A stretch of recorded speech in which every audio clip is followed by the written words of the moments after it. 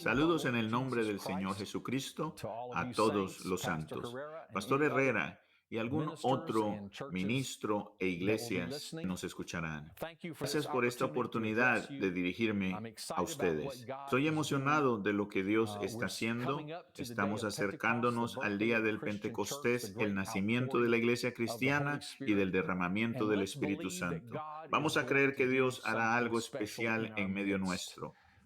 Abramos nuestros corazones para recibir lo que Dios tiene para nosotros hoy. Leamos de la palabra de Dios y me gustaría que fuéramos a 1 Corintios capítulo 2, verso 4 y 5. El apóstol Pablo escribiéndole a la iglesia en Corintios que él había establecido. En 1 Corintios 2, 4 dice, y ni mi palabra ni mi predicación fue con palabras persuasivas de humana sabiduría, sino con demostración del Espíritu y de poder, para que vuestra fe no esté fundada en la sabiduría de los hombres, sino en el poder de Dios. Yo quiero predicar por unos minutos aquí hoy de la demostración del Espíritu. Después de todo, somos pentecostales apostólicos y así nos llamamos, apostólicos. Eso sencillamente significa que seguimos el mensaje, la experiencia, las prácticas de los 12 apóstoles y a la iglesia del primer siglo. No venimos con una nueva doctrina, no venimos con varias tradiciones que hayan evolucionado sobre la historia de la iglesia, pero queremos regresar al Nuevo Testamento, queremos regresar al primer siglo. Nos llamamos pentecostales porque creemos en el primer derramamiento del Espíritu Santo el día de Pentecostés. No es simplemente una experiencia pasada, pero es para la iglesia de hoy. Lo encontramos en todo el libro de Hechos y en todo el Nuevo Testamento. Ha habido una gran restauración del avivamiento en los últimos 100 años o más, y yo estoy feliz de ser parte de este avivamiento. Nunca nos olvidemos que somos gente del Espíritu.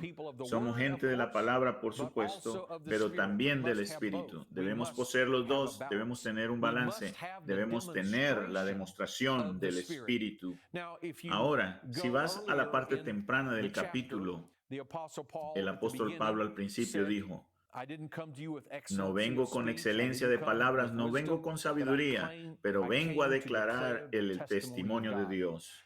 Eso no significa que Pablo hubiera sido ignorante o sin educación o nunca hubiera estudiado o practicado o que nos estuviera aconsejando que fuéramos así. No, realmente Pablo era altamente educado para sus días. Él había sido entrenado a los pies de Gamaliel, quien era un rabino muy reconocido en los primeros 100 años de la historia. Y también estudió en parte algún tipo de literatura griega, porque en Hechos 17 él fue capaz de citar de filósofos y poetas griegos cuando predicó en Atenas. Él no está diciendo que no debemos ir tras la educación o estudiar, o que no deberíamos preparar los sermones o los músicos deberían practicar. Lo que está diciendo es que no debemos confiar en nuestras habilidades o nuestro entendimiento, profesionalismo, nuestros recursos, sino más bien nosotros debemos confiar en la unción del Espíritu. Entonces, sí, debemos estudiar, pero también orar. Sí, debemos hacer lo mejor que podamos, pero al fin del día no es nuestro talento el que hace la diferencia. Va a ser la unción del Espíritu Santo y nuestra relación con Dios y la habilidad que tengamos de caminar en el Espíritu. Necesitamos la demostración del Espíritu Santo. Él dijo en el verso 2, pues me he propuesto no saber entre vosotros cosa alguna, sino a Jesucristo y a este crucificado. Todo lo que prediquemos debemos enfocarlo en Jesucristo, no es acerca de nosotros, nuestra filosofía o política o sociología o psicología o nuestra personalidad, pero tiene que ser acerca de Jesucristo. Cuando usted predica acerca de Jesucristo, ¿qué vas a predicar? Tú vas a predicar primero que todo que hay un Dios verdadero que nos creó a la raza humana para tener comunión con ellos, para amarle, para adorarle, para tener comunión con Él. Tristemente nosotros fallamos al pecar, quebramos esa comunión. Nosotros temporalmente desviamos el plan de Dios, pero por supuesto Dios es más grande que nosotros. Desde el principio tenía un plan de redención. Dios dio su propio Hijo. Eso no significa que haya dado a alguien más. Eso significa que Él se dio a sí mismo. Porque Jesucristo, el Hijo de Dios, es realmente el verdadero Dios manifestado en carne. Entonces, cuando tú predicas a Jesucristo, estás predicando que Él es el todopoderoso Dios manifestado en carne, porque en Él habita corporalmente toda la plenitud de la deidad. Entonces también predicarás que Jesús murió por nuestros pecados. Como ser humano derramó su sangre por nosotros. Él pagó el precio por nosotros. Él era el único hombre inocente, el único hombre sin pecado que ha vivido. Él no merecía morir, pero Él se paró en nuestro lugar. Él tomó nuestro lugar. Él pagó el precio de nuestros pecados. Él derramó su sangre por nosotros y por medio de su muerte podemos tener comunión con Dios una vez más. Pero no solamente que murió, sino que fue sepultado. Eso muestra la realidad de su muerte y la milagrosa naturaleza de su resurrección. No solamente fue sepultado, sino que resucitó. No puedes predicar la muerte de Cristo sin predicar también su resurrección. Si Jesús solamente hubiera muerto, no sería nada diferente que Buda, Mahoma o Sócrates. Pero porque Él resucitó, ganó la victoria sobre la muerte, sobre el pecado, sobre el diablo. Y Él compartirá la victoria con todos los que creen en Él y obedecen el Evangelio. Entonces el mensaje del Evangelio es primeramente que Jesús murió por nuestros pecados. Segundo, que fue sepultado en una tumba. Tercero, Él resucitó al tercer día para darnos victoria. Si tú vas a predicar a Jesucristo el crucificado, tú vas a predicar la muerte, sepultura y resurrección de Jesucristo. Pero tú no pararás en lo que sucedió hace 2000 años atrás. Tú predicarás cuán necesario es aplicar eso en nuestras vidas hoy. En el día de Pentecostés, en Hechos 2, el apóstol Pedro predicó respaldado por los otros apóstoles. Él predicó, si lo estudias, él predicó la muerte, sepultura y resurrección de Jesucristo. En otras palabras, el simple mensaje del Evangelio. Esto es muy significante porque este es el único lugar en toda la Biblia donde tienes a los 12 apóstoles parados en el mismo lugar, al mismo tiempo, predicando el mismo mensaje en el que está cómo podemos ser salvos. Pues al fin la gente se sintió culpable de pecado y alzando la voz le preguntaron a Pedro y a los otros apóstoles qué debemos hacer, cómo podemos ser salvos. Ellos no estaban preguntándole cómo ser extra bendecidos o cómo obtener poderes sobrenaturales. Ellos se sentían acusados por su pecado, el de haber crucificado al Mesías, por haber rechazado a Jesús como su Salvador. Ellos querían ser perdonados de sus pecados y querían aceptar a Jesucristo como su Señor y Salvador, como su Mesías. Cuando ellos clamaron, el apóstol Pedro les dio la respuesta equivalente en Hechos 2:38. Arrepentíos y bautícese cada uno de vosotros en el nombre de Jesucristo para perdón de los pecados y recibiréis el don del Espíritu Santo, porque la promesa, verso 39, es para ustedes y vuestros hijos, todos los que están lejos, incluso para cuantos el Señor nuestro Dios llamase. Nótese, el mandato de arrepentirse y ser bautizado en el nombre de Jesús es un mandato para cada uno de ustedes. Y la promesa de recibir el Espíritu Santo de la misma manera, promesa para cada uno de nosotros. No solo para esta generación, sino para la siguiente generación. No solo para ese lugar, pero para todos los que Dios llamase. Eso se extiende para todo el mundo y todo el tiempo, hasta la venida de Jesucristo. Y ese es el mensaje que predicamos hoy. Porque el arrepentimiento nos identifica con la muerte de Jesús. Morimos al pecado y a la vieja vida en el arrepentimiento. Somos enterrados con Jesucristo en las aguas del bautismo, de acuerdo con Romanos capítulo 6. Y somos levantados para caminar en unidad de luz cuando recibimos el Espíritu de Jesucristo, el resucitado. Entonces, cuando obedecemos Hechos 2:38, estamos aplicando la muerte, sepultura y resurrección de Jesús en nuestras vidas. Cuando predicas a Jesucristo, el crucificado, de hecho estás predicando el evangelio de la muerte, sepultura y resurrección. Tú predicarás la aplicación del evangelio por medio del nuevo nacimiento con la experiencia del arrepentimiento, bautismo en agua en el nombre de Jesús y el recibir el regalo del Espíritu Santo. Pero usted no se detiene ahí. Usted también debe predicar el proseguir la santidad. En el libro de Gálatas, Pablo explica que ellos fueron crucificados con Cristo. Estamos crucificados a la carne. Estamos crucificados al mundo. ¿Qué significa esto? Que nosotros no buscamos los placeres del mundo, que nosotros no buscamos nuestros deseos. Nosotros actuamos como si estuviéramos muertos a tales cosas. En cambio, estamos vivos para Dios y buscamos la santidad hasta la futura venida del Señor por su iglesia. Entonces, cuando tú prediques a Jesucristo el crucificado, predicarás la doctrina apostólica del único Dios, el omnipotente Dios en Jesucristo, el evangelio, el nuevo nacimiento y la búsqueda de la santidad. Esto es todo lo que valoramos y proclamamos como la palabra de Dios en el Nuevo Testamento. Pero mi enfoque principal hoy es que debemos tener también la demostración del Espíritu. Tenemos el testimonio, pero debemos tener una experiencia que armonice con nuestro testimonio. Tenemos la doctrina de los apóstoles. Debemos demostrar la realidad de una vida apostólica por medio de milagros, señales y maravillas, del derramamiento del Espíritu Santo, oración intercesora, adoración expresiva. Debemos tener la demostración del Espíritu en nuestras reuniones. Debemos tener el poder de Dios, como Pablo dijo en el verso 5. Que tu fe no se apoye en la sabiduría humana, sino en el poder de Dios. Si solo tenemos una doctrina, si únicamente tenemos elocuentes palabras, alguien más vendrá con un mejor sonido filosófico, inclusive con palabras aún más elocuentes, y nos guiará extraviadamente. Pero si tenemos la demostración del Espíritu, nuestra fe se mantendrá, porque sabremos por nosotros mismos que Dios es real. Sabremos por nosotros mismos que cuando recibimos su Espíritu, nuestras vidas cambiaron y aún están cambiando, y veremos cada día y cada semana a Dios trabajando, sanando, libertando, salvando. Sabremos que Dios es real, no solo por nuestra doctrina, sino porque nuestra experiencia armonizará lo que la doctrina enseña. Necesitamos una demostración del Espíritu y del poder de Dios. No solamente la iglesia del primer siglo nació en esa experiencia del día de Pentecostés. Podemos leer esa historia en Hechos y ver su descripción a través del Nuevo Testamento.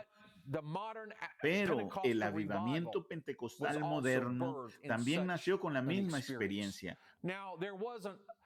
Ahora bien, han habido varios derramamientos del Espíritu a través de la historia. Vemos más y más casos de gente hablando en lenguas.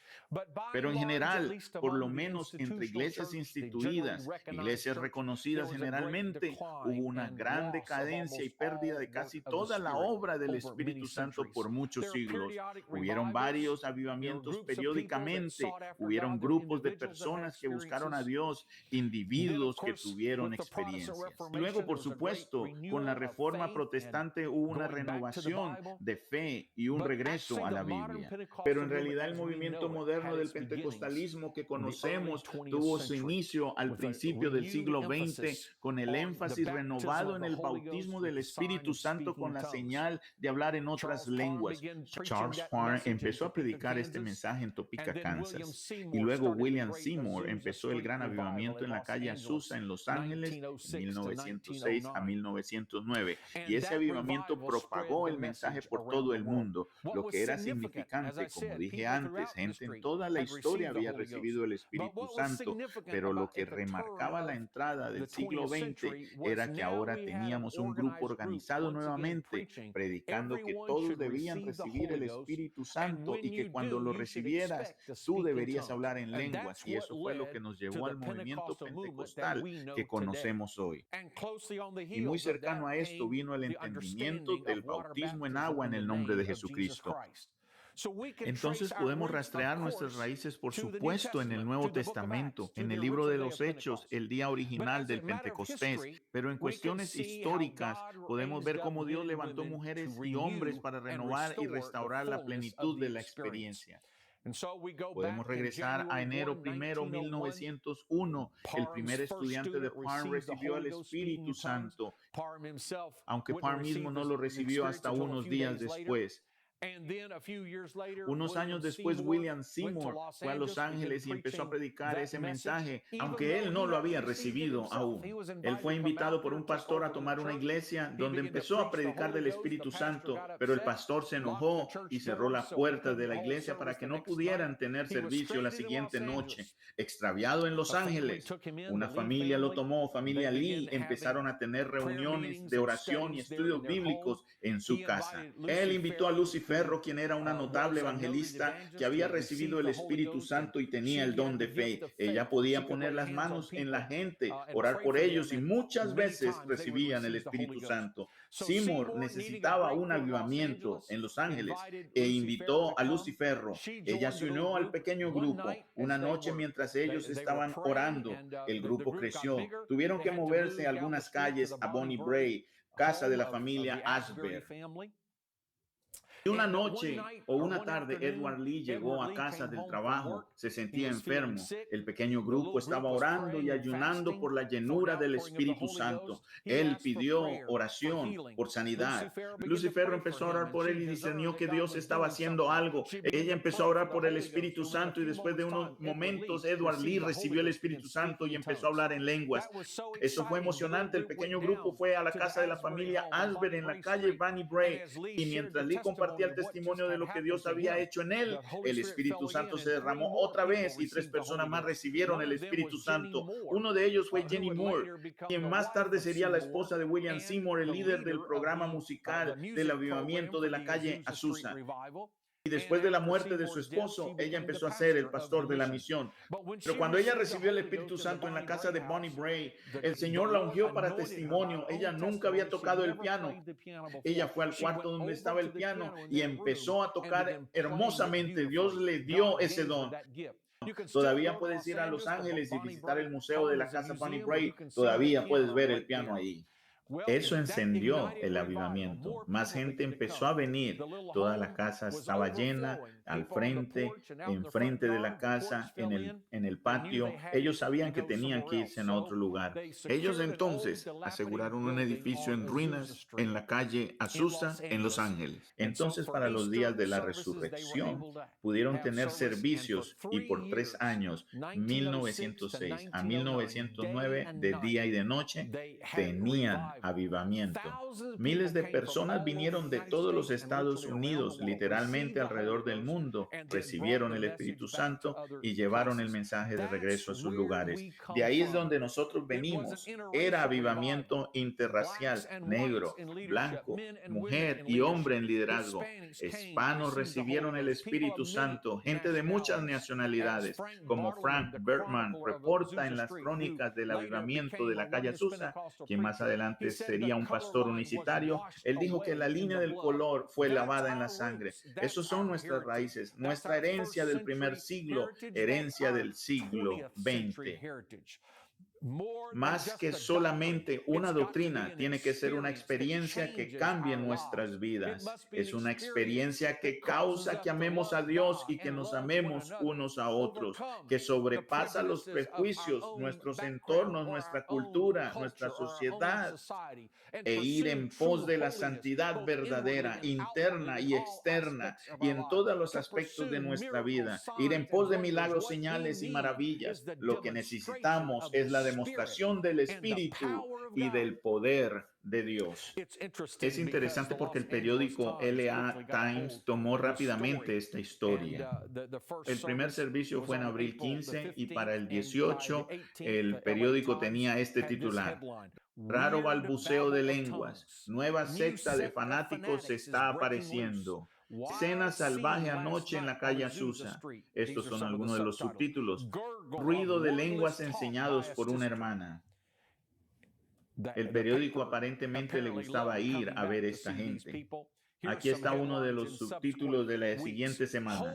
Los brincadores santos ruidosos nuevamente. ¿Qué tal este? Los santos zapateadores bautizan a 138. Y aquí vemos a un periodista ser creativo y escribe: el solsticio de verano en secta temblorosa habla en lenguas. Estaba burlándose de hablar en lenguas y los que veían estaban burlándose, pero había algo real. Me pregunto, ¿aún tenemos brincadores santos y zapateadores santos? No estoy hablando de una demostración precisa, pero debemos tener adoración, una adoración demostrativa que nos haga salir de nuestra caparazón, que haga vibrar nuestra personalidad. Debemos tener un derramamiento del Espíritu Santo. Algunas veces nos va a hacer caer en el suelo, a veces brincar, a veces danzar, a veces gritar, a veces reír, a veces llorar, aún hablar en lenguas. Creceremos en oración intercesora. Veremos milagros tomar lugar frente a nuestros ojos. Tenemos que tener la demostración del Espíritu. Somos una iglesia pentecostal. Somos una iglesia apostólica. No podemos sobrevivir solo por el intelectualismo y no es solamente emotividad, sino que debe haber un mover del Espíritu Santo. Permítame compartir un testimonio que se encuentra en la Escritura en Juan, capítulo 9. Es una historia de un hombre que nació ciego. Y mientras lees la historia, notas que Jesús se encontró con este hombre. El hombre no sabía quién era él, pero Jesús tuvo compasión de él y le dio unas instrucciones. Si vas al estanque de Siloé y te lavas, serás sano. Si lavas tus ojos, serás sano. No sé exactamente lo que estaba pasando por la mente de este hombre o lo que realmente entendía de Jesús, pero evidentemente Jesús habló con autoridad. Este hombre estaba desesperado y no tenía nada que perder, pues obedeció. Este es el punto. Aunque tú no puedas entender todos los puntos de la doctrina, tú puedes tener fe en Jesús. Esa fe debe demostrarse en obedecer la palabra de Dios. Haz lo que Jesús te diga que hagas. Si no te has arrepentido de tus pecados, eso es lo primero. Luego tienes que ser bautizado en el nombre de Jesús y luego buscar el Espíritu Santo. Si no te has hecho bautizar, tú no tienes que esperar. Tú puedes buscar el Espíritu Santo ahora mismo, pero el primer compromiso es obedecer. El hombre de Juan obedeció y Dios milagrosamente le sanó. Para ese momento Jesús ya se había ido. Pero los vecinos comenzaron a notar que ese hombre que ellos pensaban que era ciego, obviamente caminaba de un lado a otro viendo muy bien. Entonces ellos comenzaron a debatir, ¿será realmente el hombre ciego? Pero ve, entonces no puede ser él, es alguien que se parece a él, quizás tiene un primo que llegó a la ciudad. Y se decían, ¿qué es lo que está pasando? Y fueron a él y le dijeron, ¿eres tú el hombre que estaba ciego? Y él dijo, sí. ¿Qué pasó? ¿Cómo es posible que tus ojos estén abiertos? Si tú lees Juan capítulo 9, él lo explica. Él da su propio testimonio por primera vez. En Juan capítulo 9, tú puedes leer las preguntas en el verso 10, pero en el verso 11, él respondió y dijo, aquel hombre que se llama Jesús hizo lodo, me untó los ojos y me dijo, ve al Siloé y lávate, y fui y me lavé y recibí la vista. Básicamente eso es todo cuando lees la historia, es todo lo que el hombre sabía. Él no sabía de teología, él no tenía entendimiento claro de quién era Jesús, pero tenía un testimonio personal. Ahora necesitamos doctrina. Yo invierto mucho tiempo hablando acerca de nuestras doctrinas fundamentales, pero mi punto ahora es este. Aunque no tengamos un entendimiento completo, necesitamos tener una experiencia con Dios, una experiencia bíblica, y desde ahí el Espíritu Santo nos puede guiar y dirigir en toda la verdad. Debemos tener una experiencia, debemos tener un testimonio. Es necesario tener la demostración del Espíritu y del poder de Dios. Entonces ellos trajeron a este hombre donde los fariseos y comenzaron a cuestionarlo. Notaron que fue el día sábado. Supuestamente la gente no debería trabajar el sábado. Miramos lo carnal de su mente legalista preestablecida. No se podían enfocar en el milagro. Querían saber la causa. Automáticamente sospechaban y tenían celos. Decidieron mejor enfocarse en algún tipo de infracción. Bueno, ese hombre debe ser algún tipo de doctor. ¿Lo será? No debería trabajar el día sábado. Está ejerciendo sin licencia. Está abriendo su oficina cuando debería estar cerrada, y empezaron a criticar. Ellos le preguntaron, ¿cómo recibiste la vista? Si tú notas por segunda vez, aquí en el verso 15, el hombre que era ciego da su testimonio personal nuevamente. Y le dijo, me puso lodo sobre los ojos y me lavé y ahora veo. el mismo testimonio, él no sabía nada más. Por supuesto, esto lo lleva a un gran debate, de cómo es que este hombre quebranta la ley del día sábado legalmente, lo que significa que legalmente es pecador. ¿Cómo él puede hacer un milagro? Eso es imposible, está mintiendo, algo está mal. Finalmente el hombre ciego, en el verso 25 dice, entonces él respondió y dijo, si es pecador, no lo sé. Una cosa sé, que habiendo sido ciego, ahora veo. Obviamente él no tenía un adecuado entendimiento de Jesús y no sabría que no era un pecador. Pero aquí está lo que nos dice el que era ciego. Ustedes, señores, los expertos, los doctores en teología, supuestamente deben saber todo esto, pero aquí hay un problema básico. Acorde a su teología, él no puede hacer ese milagro. Lo que sea que él es, quien sea que él es, si es pecador o no, no estoy calificado como ustedes expertos para dar todas las respuestas, pero yo sé una cosa que ustedes no entienden, que su grande y magnífica teología no puede explicar una cosa tan simple, que antes era ciego y ahora veo. Ahora, hasta que tu teología pueda explicar eso, no me sirve tu teología. Y con todo respeto, yo tengo un doctorado en teología y aprecio a todos los que estudian. Simplemente el punto es este: la gente puede decir que no es real, pero cuando tú tienes una experiencia, tú sabes que es real. La gente te puede dar cientos de razones por qué esta doctrina es falsa, pero una persona que habla en lenguas por el poder de Dios refuta todas esas falsas teologías. Antes era ciego, pero ahora veo. Sabemos estudiar, pero debemos tener una definida experiencia con Dios para entender que la Biblia es real, que Dios es real, que el Espíritu Santo es real. Debemos tener un testimonio. No dejes que nada te separe de tu testimonio. Debemos tener una demostración de su Espíritu en nuestra iglesia cada semana. Nuestros jóvenes, nuestros niños, nuestras visitas, los nuevos convertidos. De pronto ellos no entienden todo o no estén de acuerdo en todo. Puede que tengan preguntas, pero todo lo que necesitan ver es el poder innegable de Dios trabajando. Y eso hará la diferencia. Así es como construyes una iglesia apostólica, en la demostración del Espíritu y del poder de Dios. Este hombre tenía un testimonio. Solo sé una cosa: antes era ciego, pero ahora veo. Aleluya. Por supuesto, los fariseos rechazaron esa respuesta. ¿Cómo abriste tus ojos? Este hombre parece que tenía cierto sentido del humor porque les dice, ya se los dije y no quieren escuchar. ¿Por qué quieren que se los vuelva a repetir? Oh, ya sé, quizás ustedes quieren ser sus discípulos. Está bien, fantástico. Con agrado lo vuelvo a repetir todo otra vez si ustedes le siguen a él.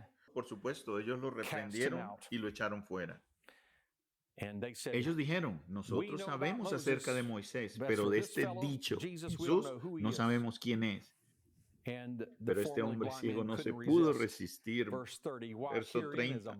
Pues esto es lo maravilloso, que vosotros no sepáis de dónde sea, y a mí me abrió los ojos. Nótese, esta es la cuarta vez que él comparte su testimonio. Él no tiene nada extra que decir. Es el mismo testimonio, pero él se queda con él. Y él dice, todos ustedes expertos religiosos, todos ustedes teólogos, todos ustedes líderes, no pueden explicar un hecho tan básico que yo sé que es verdad en mi vida acerca de Jesús. Por esa razón, no puedo aceptar lo que ustedes dicen. Yo tengo que escuchar a Jesús. Es después de todo esto. Por supuesto, lo lanzaron afuera al hombre de la sinagoga, lo rechazaron. Y fue después de esto que aparece Jesús. Y le dijo, ¿estás dispuesto a creer en el Hijo de Dios? El hombre al instante, tú puedes ver la falta de conocimiento teológico, pero ¿quién es ese en quien debo creer? Por supuesto, Jesús le explicó y el hombre empieza a seguir a Jesús. No estoy argumentando en contra de la necesidad de estudiar la doctrina, estoy a favor de ella. Pero notemos que este hombre no tenía un entendimiento o un buen entendimiento de quién era Jesús. pero tenía un encuentro con Jesús, una experiencia que cambió su vida, un milagro, un testimonio. Así es como vamos a alcanzar al mundo perdido. Así es como vamos a alcanzar una sociedad donde la gente ya no cree en Dios o no creen en los valores cristianos. Así es como vamos a traer visitantes. Seguramente nosotros queremos tener programas bien diseñados, páginas web, música, y haremos todo con excelencia y muy lindos edificios y cualquier cosa que podamos, grupos corales. Pero al fin del día no llegaremos a atraer tanta gente basándonos en lo que tenemos para ofrecer en lo natural. Lo que en realidad va a traer al mundo perdido y convertir gente en verdaderos creyentes apostólicos es el poder de Dios. Pastores, hoy les urjo a ustedes, asegúrense de enfatizar oración y adoración. Asegúrense de dirigir la gente a una respuesta espontánea donde el Espíritu Santo se mueve. Asegúrese de estructurar tiempo de oración e inclusive en la conclusión de un servicio como este. Ustedes santos, les urjo de la misma manera. Ven a la iglesia con un espíritu de oración. En tu casa desarrolla un espíritu de oración. Ven a adorar y ven a compartir. Cuando vayas de casa en casa, cuando hablas con la gente en el trabajo o inclusive hablando con ellos en línea o en el teléfono, habla de lo que Dios puede hacer para crear expectativa y luego ora con ellos, porque en nuestras reuniones debe existir el trabajo del Espíritu Santo. Yo sé que vivimos en tiempos inusuales con limitaciones debido a la pandemia del COVID-19, pero no limitemos lo que Dios puede hacer. Déjame darte un par de testimonios para mostrarte lo que digo. El mes de abril, muchas de nuestras naciones en Latinoamérica, dentro de la Iglesia Pentecostal Unida Internacional, tenían sus convenciones anuales en esa fecha. Y es siempre un gran momento donde miles de personas y muchos cientos recibían el Espíritu Santo. Por causa de la epidemia, todas estas conferencias latinoamericanas fueron canceladas y parece muy desalentador, pero algunos de nuestros evangelistas se unieron y prepararon un servicio en línea que se enfocó en predicar el evangelio, buscando una respuesta, ver gente sana y recibir el Espíritu Santo. Y quiero que sepas que esto fue transmitido en línea en español por toda Latinoamérica. Le preguntaron a la gente que respondieran por texto su testimonio. Muchas personas se arrepintieron de sus pecados.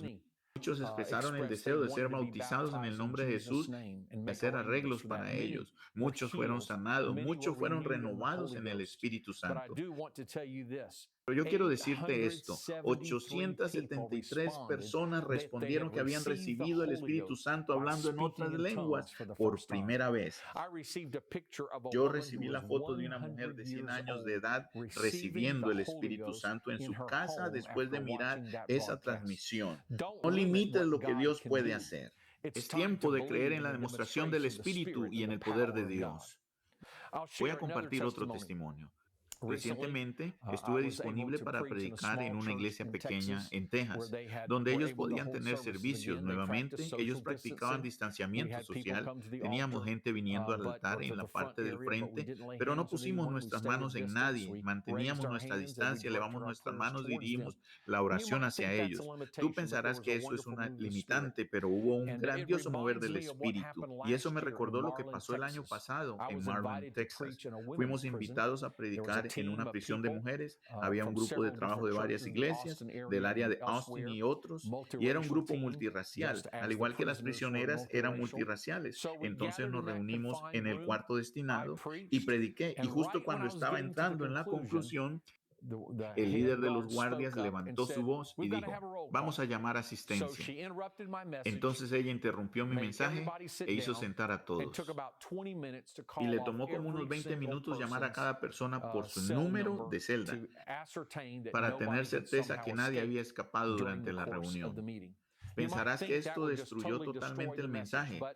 Admito, estaba un poco ofendido y desmotivado, pero también sabía que había poder en la palabra de Dios. Luego entonces, cuando ella me dejó finalizar, rápidamente cerré para finalizar, expresé mi sentir y les pregunté a las mujeres que querían recibir el Espíritu Santo que dieran un paso al frente. Ahora, otra limitante era que no podíamos tocar a nadie, especialmente porque es una prisión de mujeres y los que éramos hombres nos era prohibido estar cerca de ellas o tocarlas por seguridad y prevención de abuso. Y entiendo eso, pero esto era contrario a nuestras prácticas típicas. Nos gusta orar cerca de las personas que reciben el Espíritu Santo, ponemos manos sobre ellos, de pronto hablarles al oído para dirigirlos. Algunas veces sacudir sus manos, no sé. De pronto estamos emocionados en el Espíritu. Algunas veces sentimos que casi podemos transmitir la unción o el deseo si solo los sacudimos, tocamos, ponemos las manos o algo. Yo creo en la práctica de la Biblia de imposición de manos como señal de fe, enfocado en la fe. Pero no hay ninguna transmisión de sustancias. Es Dios quien hace el trabajo. Nuestras manos son simbólicamente las manos de Dios siendo puestas en la gente. Pero mi punto es que no podíamos tener nuestra oración tradicional pentecostal de altar. En cambio, alineamos todas las mujeres y nosotros los líderes nos alineamos detrás de ellas y extendimos nuestras manos sin tocarlas y le pedimos a Dios su unción.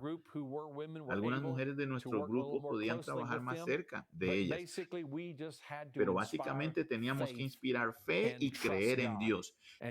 ¿Y sabes algo? En un grupo de unas 200 personas por unos 25 minutos o menos, 27 mujeres recibieron el Espíritu Santo con la señal inicial de hablar en otras lenguas. Mi punto hoy es simplemente este.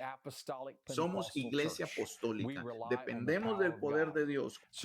Cualquiera que sea la limitación, el tratar de predicar en línea, tratar de trabajar en reuniones uno a uno o pequeños grupos, el no poder hacer lo que amamos hacer, el no poder tener lo que queremos y esperamos en la adoración. Pero cuando hacemos lo que podemos hacer, Dios hará la diferencia, pero cuando negamos hacer lo que podemos, entonces sufriremos por ello. Pero mientras hacemos lo mejor que podamos y lo mejor no parece lo suficiente, después de todo no deberíamos depender en nuestras habilidades en ninguna forma. Necesitamos la demostración del Espíritu Santo y el poder de Dios. Ahora, donde tú estás, te reto, vaya a Dios en adoración y oración hasta que te contactes con Él y sientas su presencia. Si hay alguien aquí que necesita arrepentirse, clama al Señor y confiesas tus pecados. Abre tu corazón. Cuando lo hagas completamente, entonces comienza a adorar. Levanta tus manos. Hazlo verbalmente en alta voz agradeciendo a Dios. Si alguien está contigo, te puede dar ánimo, pero en unos minutos ustedes dos recibirán el Espíritu Santo hablando en lenguas. Todos juntos pidamos una renovación del Espíritu Santo. Clamemos juntos al Señor ahora mismo. Necesitamos la demostración del Espíritu. Necesitamos el poder de Dios. En el nombre de Jesús, oro.